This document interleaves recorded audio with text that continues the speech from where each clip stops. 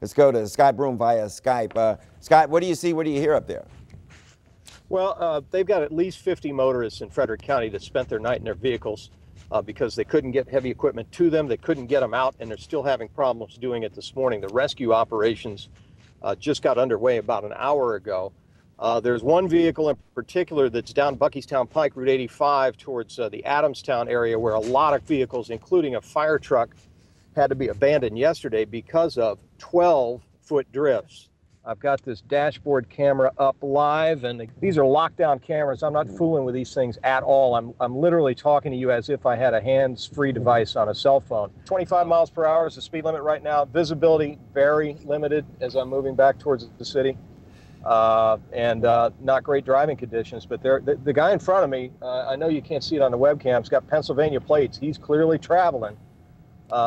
So let's hope he gets where he's going tonight. Airport now. Our Scott Broom joins us live from the site of a partial collapse in Northeast D.C. Scott, tell us more. Yeah, I'm on 10th Street Northeast, right around between Monroe and Lawrence. And the Special Operations Urban Rescue crew is here. The roof has not quite collapsed yet, but it is showing signs it wants to come down. The homeowner called because the beam started creaking, and then he saw cracks in his ceiling. Right now, the fire department is here setting up tools and lumber, and they are upstairs inside this house shoring it up. This is the Joshua Temple Firstborn Church on Sheriff Road in the Deanwood section of Northeast Washington. The roof came down at about 2 o'clock this afternoon. Look at the complete destruction of this church, the weight of the snow just crushing it. It's an old building, a frame building built in 1907. They had to turn off the utilities. In fact, they're still out here doing that now. So this is the biggest collapse situation that's occurred in the district during this storm. And somewhere down this road are two cars. One of them belongs to a gentleman named Chris Perry, the other one to Ronnie Jones. Both of these people spent the night in their vehicles, and they were rescued this morning. They are in the firehouse. They're being sheltered there. They are warm for the moment, and both these men were caught in very high snowdrifts in their vehicles starting at 10:30 yesterday morning.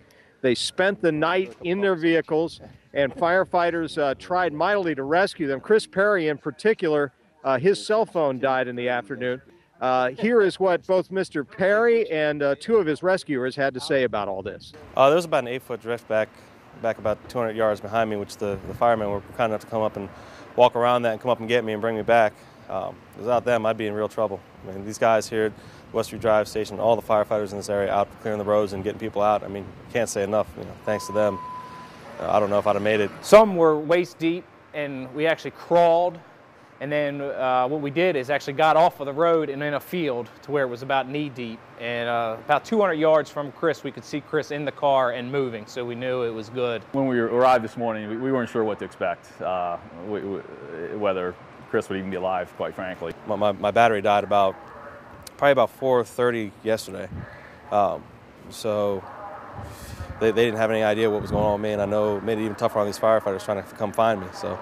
Yeah, it's when firefighters lost touch with Perry yesterday afternoon about 4:30 that they really got worried. They made him the priority for digging out. He had a Ford Explorer 4-wheel drive truck. He was driving south of here on New Design Road yesterday morning, and he said he got stuck in a 2 or 3 foot drift, and the drifts got higher and higher and worse, and they had no possibility of getting any of the heavy equipment or vehicles to him. You heard the firefighters. They said they got as far as they could get with the plows, and they had to walk to get to him.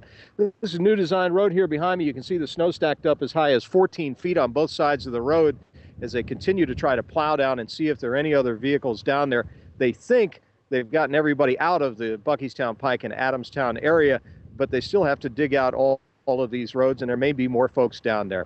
That's the situation here on New Design Road south of Frederick. My colleague Kurt Brooks is standing by elsewhere in Frederick County with more.